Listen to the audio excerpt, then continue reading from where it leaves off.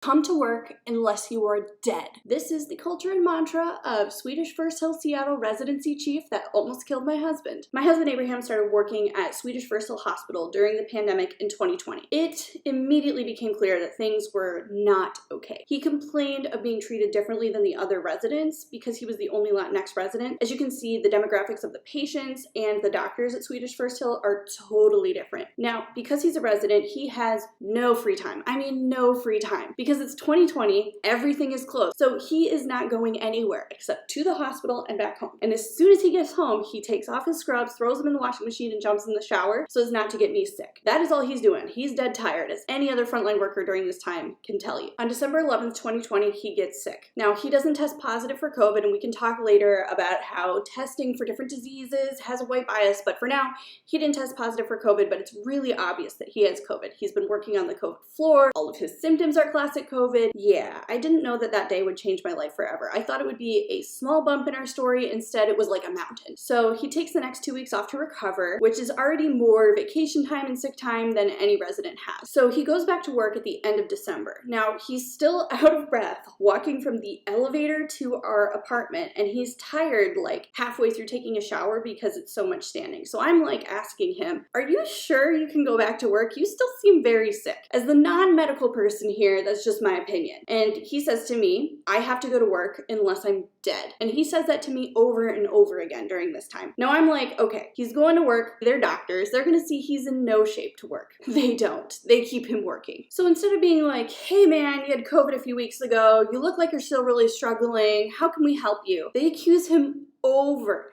and over again of being on drugs while at work, which he is obviously not. They will not give him time off of work to see his PCP, and his PCP is booked for a long time, and none of his availability lines up with my husband's residency schedule. So after people have been accusing him of taking illicit drugs, he keeps being like, no, I'm really sick. I feel a lot of pressure to return to work. This is the point in the story where Swedish First Hill Hospital could have been like, our bad. We shouldn't have pressured you to come back to work so early. His senior resident is like, okay, take these steroids. Take the rest of the day off and see if you can come back to your shift tomorrow. At this point, the narrative shifts from like, come to work unless you're dead narrative to like, when are you coming back? When can you come back? When can you come back? And we're getting these text messages, phone calls, and they're like under the pretense of like, hey bud, how you doing? But with the real pressure of like, come back to work ASAP. Again, I get that it's 2020. I understand that the hospital doesn't have enough workers and they're trying to get everybody there. So I'm at home, I'm doing my doctoral studies, I'm reading, I'm doing statistics, and whatever, and he's coming home looking like death every day. This pattern repeats itself from January to February. He goes back to work, they accuse him of being on drugs, he complains that he's still experiencing COVID symptoms, and the cycle continues. The idea of long COVID, you have to remember, is not in anybody's lexicon or periphery at this point. The whole thing culminates when I get an emergency phone call from the same senior resident who's been prescribing him steroids this whole time. They're like, Abraham can't talk right now, he collapsed at work, you need to pick him up right away. Why is the hospital's senior resident calling me? He's at the freaking hospital. He's surrounded by doctors. And yet, let's call the 5th grade teacher to go pick him up and take him home. Okay. 5th grade teachers are amazing, but not the right professional in this moment. So they push him in a wheelchair to the entrance of the hospital. He is so out of breath. He can't talk. He can't stand. His face looks so pale. He looks like he's gonna pass out at any moment. I will never forget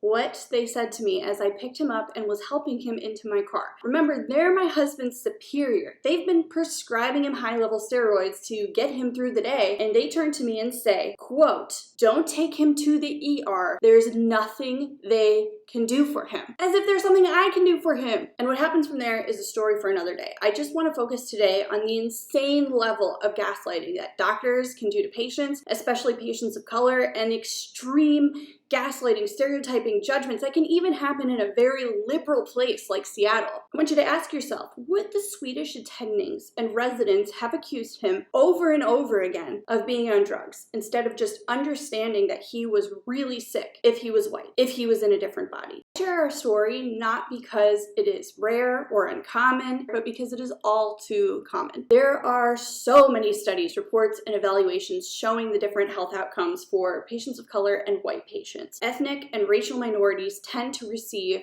a lower quality of care than their non-minority counterparts. Doctors in general conduct a greater percentage of visit time establishing rapport and trust than they do with patients of color. There is the classic study that finds that Black Americans are underprescribed pain medications where their white counterparts are overprescribed. All of these things lead to a long recorded history of higher rates of diabetes, obesity, heart disease, and certain cancers in BIPOC patients. It feels so good to share this story finally after being silenced for so long. My husband is still recovering 3 years later. These incidences still actively affect us every single day. And for now, I'm the one who can physically and emotionally share our story.